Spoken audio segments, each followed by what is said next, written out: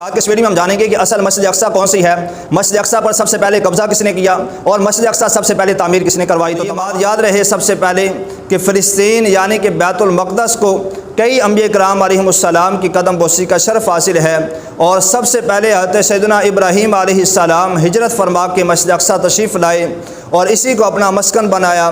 پھر اس کے بعد اللہ تبارک و تعالیٰ نے حضرت موسیٰ علیہ السلام کو جب فرعون سے نجات عطا فرمائی، فرعون کو غرق کیا، تو حضرت موسیٰ علیہ السلام اپنی قوم کو لے کر یہاں تشریف لائے۔ پھر اس کے بعد حضرت داؤد علیہ السلام اور آپ کے شہزادے حضرت سیدنا سلیمان علیہ السلام نے اپنی بادشاہی میں مسجد اقصی یعنی بیت المقدس کو دارالحکومت بنایا، اور حضرت داؤد علیہ السلام وہ نبی ہیں جو ایک وقت میں بادشاہ بھی تھے اور نبی بھی تھے۔ حضرت یعقوب علیہ السلام کے جو 12 بیٹے تھے، حضرت داؤد علیہ السلام سے پہلے حضرت یوسف علیہ السلام بھی ایک وقت میں بادشاہ بھی تھے اور نبی بھی تھے۔ حضرت یوسف علیہ السلام کے بعد حضرت داؤد علیہ السلام ایسے نبی ہیں جو ایک وقت میں بادشاہ بھی تھے اور نبی بھی تھے۔ اور حضرت یعقوب علیہ السلام کے جو 12 بیٹے تھے، ان کی جو آگے نسلیں چلیں انہیں بنی اسرائیل کہا جاتا ہے۔ یہ 12 قبیلے تھے۔ ان قبیلوں میں رواج و دستور یہ تھا کہ ایک قبیلے والے حکومت کا نظام دیکھتے، حکومت کو سنبھالتے، اور وہ قبیلہ جس میں اللہ تبارک و تعالیٰ کسی نبی کو مقرر فرماتا، اس کا کام یہ ہوتا تھا کہ وہ صرف اللہ تعالیٰ کی وحدانیت کی تبلیغ کرنا اور لوگوں کو حق کی طرف بلانا۔ لیکن جب حضرت داؤد علیہ السلام نبی بنے، اللہ تبارک و تعالیٰ نے آپ کو نبوت سے سرفراز فرمایا، تو یہ پیچھے والا سارا نظام ختم ہوا۔ حضرت داؤد علیہ السلام جو تھے یہ ایک وقت میں بادشاہ بھی تھے اور نبی بھی تھے۔ پھر آگے اللہ تبارک و تعالیٰ نے آپ کو بیٹا عطا فرمایا حضرت سلیمان علیہ السلام، تو حضرت سلیمان علیہ السلام بھی ایک وقت میں بادشاہ بھی تھے اور نبی بھی تھے۔ اور مسجد اقصی جو ہے اس کی تعمیر سب سے پہلے حضرت داؤد علیہ السلام نے نئی طریقے سے شروع کی۔ پھر حضرت داؤد علیہ السلام کا دنیا سے ظاہری وصال ہوا۔ پھر اس کے بعد حضرت سلیمان علیہ السلام نے اس کام کو آگے شروع کیا۔ حضرت سلیمان علیہ السلام نے مسجد اقصی کی تعمیر مکمل فرمائی۔ پھر اس کے بعد ایک کافر بادشاہ گزرا ہے جس کا نام بخت نصر تھا۔ اس نے مسجد اقصی پہ قبضہ کیا، مسلمانوں کا قتل عام کیا اور یہودیوں کو دریائے فرات کے کنارے بسایا، اور ان کے لیے ایک شہر قائم کیا جس کا نام تل ابیب رکھا، اور یہی شہر اسرائیلیوں کا دارالحکومت ہے۔ اور یہ بات بھی یاد رہے 4 بادشاہ ایسے گزرے ہیں جنہوں نے پوری دنیا پہ بادشاہت کی، مشرق سے لے کر مغرب، شمال سے لے کر جنوب تک پوری دنیا پہ بادشاہت کی۔ 2 مسلمان تھے، 2 کافر تھے۔ مسلمانوں میں جو نام آتا ہے یہ حضرت سلیمان علیہ السلام تھے اور حضرت ذوالقرنین۔ یہ 2 مسلمان بادشاہ ایسے گزرے ہیں جنہوں نے پوری دنیا پہ بادشاہت کی، اور 2 کافر تھے۔ ایک بخت نصر تھا جس نے مسجد اقصی پہ قبضہ کیا، اور ایک نمرود تھا جس نے پوری دنیا پہ بادشاہت کی۔ یہ 4 بادشاہ ایسے گزرے ہیں جنہوں نے پوری دنیا پہ بادشاہت کی۔ اور یہ بات بھی یاد رہے مسجد حرام سب سے پہلے زمین پر تعمیر کی جانے والی مسجد ہے۔ حضور اکرم صلی اللہ علیہ وسلم نے فرمایا سب سے پہلے زمین پر جو مسجد تعمیر کی گئی یہ مسجد حرام ہے۔ مسجد حرام کے بعد جو مسجد تعمیر کی گئی وہ مسجد اقصی ہے، اور مسجد اقصی مسجد حرام سے 40 سال بعد تعمیر کی گئی۔ اور یہ بات یاد رہے اصل مسجد اقصی وہ ہے جس کے گنبد کا رنگ سرمئی ہے، وہ مسجد اقصی نہیں ہے جس کے گنبد کا رنگ سنہری ہے۔ پھر کافروں کا قبضہ رہا، دن گزرتے گئے، عرصہ گزرتا گیا۔ جب حضرت عمر رضی اللہ تعالیٰ عنہ کا دور خلافت آیا تو حضرت عمر رضی اللہ تعالیٰ عنہ نے پھر دوبارہ مسجد اقصی پہ قبضہ کیا، تو 500 سال تک مسلمانوں کی حکمرانی رہی، مسلمان راج کرتے رہے۔ پھر اس کے بعد بڑے بڑے جو عیسائیوں کے پادری تھے انہوں نے عیسائیوں کو ورگلایا۔ عیسائیوں کو ورگلانے کے بعد پھر ایک مذہبی جنگ شروع ہوئی جنہیں صلیبی جنگیں کہا جاتا ہے۔ پہلی جنگ 1099 عیسوی میں جنگ ہوئی جسے صلیبی جنگ کہا جاتا ہے۔ اس پہلی جنگ کے نتیجے میں دوبارہ پھر عیسائیوں نے مسجد اقصی پہ قبضہ کیا۔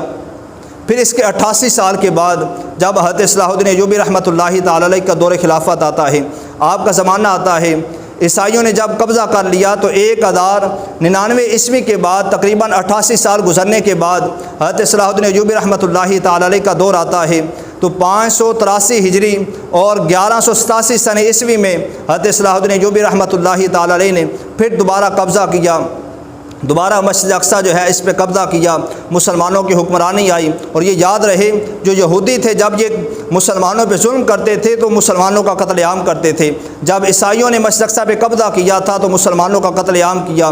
فلسطینی مسلمان بہت زیادہ مارے گئے، بچوں کو مار دیا گیا، ان کا مال تک لوٹ لیا گیا۔ لیکن جب حضرت صلاح الدین ایوبی رحمۃ اللہ تعالی علیہ نے مسجد اقصی پہ قبضہ کیا تو آپ نے صلیبیوں والا کام اختیار نہیں کیا تھا، بلکہ آپ نے 40 دن کی مہلت دی تھی، کہا 40 دن کا ٹائم دیا جاتا ہے، اپنا ساز و سامان یہاں سے اٹھا کے چلے جاؤ۔ پھر اس کے بعد 61 سال گزر گئے۔ 61 سال گزرنے کے بعد 1948 میں پھر دوبارہ سازشیں شروع ہوئیں اور دوبارہ پھر جو ہے یہ مسجد اقصی یہودیوں کے قبضے میں آ گئی، اور یہودی ایک سازش کرنے والی قوم گزری ہے۔ انہوں نے انبیاء کرام علیہ السلام کو تکلیفیں پہنچائی، انبیاء کرام علیہ السلام پر ظلم ڈھائے، حضرت موسیٰ علیہ السلام کو انہوں نے تکلیفیں پہنچائی، حضرت عیسیٰ علیہ السلام کو انہوں نے قتل کرنے کی ناکام کوشش کی۔ اللہ تبارک و تعالیٰ نے انہیں ذلت والی قوم جو ہے وہ کہا ہے۔ یہ ایسی قوم گزری ہے جو شروع سے جو ہے وہ ذلیل و خوار ہوتی آ رہی ہے۔ یہ جب حضور اکرم صلی اللہ تعالیٰ علیہ وسلم ہجرت فرما کے مدینہ تشریف لائے تو یہاں 2 قبیلے بڑے بڑے جو ہے وہ اپنی زندگی گزار رہے تھے، گزر بسر کر رہے تھے۔ ایک کا نام اوس تھا، دوسرے کا نام خزرج تھا۔ ان دونوں کے درمیان جو لڑائی ہو رہی تھی یہ 100 سال گزر چکا تھا، اور ان دونوں کے درمیان جو لڑائی کروانے والے تھے یہ یہودی تھے۔ یہودی جو تھے یہ ایک چنگاری لگاتے تھے، اور جو یہ دونوں قبائل تھے یہ اوس اور خزرج کے آپس میں لڑنے لگ جاتے تھے۔ پھر حضور علیہ السلام جب ہجرت فرما کے مدینہ آئے تو حضور علیہ السلام نے پھر یہودیوں کو وہاں سے نکالا، اوس اور خزرج جو قبیلہ تھا ان کے آپس میں صلح کروائی۔ تو یہ سازشیں کرتے آ رہے ہیں، شروع سے چلتے آ رہے ہیں، یہ ذلیل و خوار ہوتے آ رہے ہیں، لیکن آج جو ہے یہ مسلمانوں پہ جو ہے وہ حکومت کر رہے ہیں۔ اس وقت بھی ایسا کرتے تھے کہ مسلمانوں کے درمیان جو ہے وہ تنازع کو برپا کرتے، چنگاری لگاتے، مسلمان آپس میں لڑتے رہتے تھے۔ آج بھی ان کا کام یہی ہے کہ چھوٹی سی ان کی جو ہے وہ حکومت ہے، چھوٹی سی جو ہے وہ ان کی آبادی ہے، اور کتنے ممالک جو ہے اسلامی ان کے انڈر جو ہے وہ آئے ہوئے ہیں۔ آج مسلمان ذلیل و خوار کیوں ہو رہا ہے؟ وجہ یہ ہے کہ انہوں نے آج قرآن پاک کو چھوڑ دیا ہے، قرآن پاک کو جو ہے وہ اپنے جو ہے وہ پس پشت ڈال دیا ہے۔ وہ معزز سے زمانے میں مسلمان ہو کر ہم خوار ہوئے تاریخ قرآن ہو کر۔ آج مسلمان جو ذلیل و خوار ہو رہا ہے وجہ یہ ہے اس نے قرآن پاک کی تعلیمات پہ عمل کرنا چھوڑ دیا ہے، قرآن پاک کو جو ہے اپنے پس پشت ڈال دیا ہے، اور یہودی جو ہے کافر جو ہیں یہ مسلمانوں پہ جو ہے مسلط ہو چکے ہیں۔ اگر آج بھی مسلمان قرآن پاک کے دامن کو پکڑ لے، قرآن پاک کی تعلیمات پہ عمل کرنا شروع کر دے، خدا کی قسم آج بھی مسلمان حکمرانی کر سکتے ہیں۔ اپنے اسلاف کی طرز زندگی پر اپنی زندگی کو گزارنا ہوگا، اپنی اولاد کے اندر اس کے مصطفیٰ کو پیدا کرنا ہوگا، اپنی اولاد کو حضور علیہ السلام کی تعلیمات بتانی ہوں گی، ان کے دلوں کے اندر اس کے مصطفیٰ کو اجاگر کرنا ہوگا۔ اگر ہم چاہتے ہیں کہ ہماری اولاد نیک بنے، عاشق مصطفیٰ بنے، تو انہیں دین کی تعلیم دینی ہوگی، ان کے اندر اس کے مصطفیٰ کو اجاگر کرنا ہوگا۔ خدا کی قسم وہ والدین بڑے خوش نصیب ہیں جنہوں نے اپنی اولاد کی اچھی تربیت کی۔ جس طرح واصف علی واصف لکھتے ہیں کہ استاد کلاس میں بچوں کو پڑھا رہا ہے، اس نے بچوں سے سوال کیا بیٹا بڑے ہو کر کیا بنو گے؟ اب جیسی تربیت تھی ویسا بچوں نے جواب دیا۔ کسی نے کہا سر جی میں بڑا ہو کر ڈاکٹر بنوں گا، کسی نے کہا میں انجینئر بنوں گا، کسی نے کہا سر جی میں پائلٹ بنوں گا۔ جیسی تربیت تھی ویسا بچوں نے جواب دیا۔ ایک نے کہا سر جی میں بڑا ہو کر نور الدین زنگی بنوں گا۔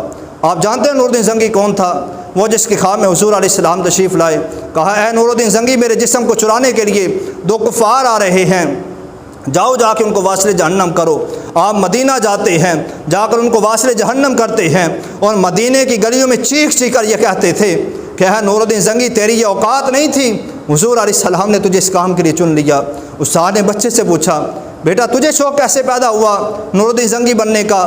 کہا سر جی میری ماں کہتی ہے کہ بیٹا اگر تو نور الدین زنگی بنے گا نا تو حضور علیہ السلام تیری خواب میں تشریف لائیں گے۔ خدا کی قسم اگر والدین اپنی اولاد کی ایسی تربیت کرنے والے ہوں تو کیا اولاد نیک نہیں بنے گی؟ اولاد حضور علیہ السلام کے نام پہ مر مٹنے والی نہیں بنے گی۔ جس طرح روایت میں ہے اسی طرح ملتا ہے، استاد جو ہے بچوں کو کلاس میں پڑھا رہا ہے، اس نے سوال کیا بیٹا بڑے ہو کر کیا بنو گے؟ جیسے تربیت تھی ویسا بچوں نے جواب دیا۔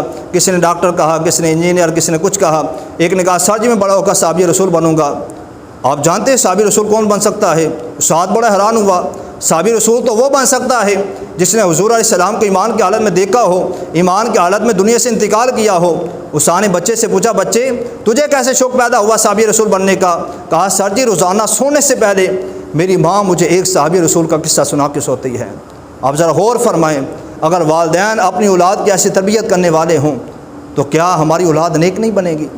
آج یہی وجہ ہے کہ ہم رونا روتے ہیں کہ ہماری اولاد ہماری بات نہیں مانتی، ہماری اولاد ہماری نافرمان ہے۔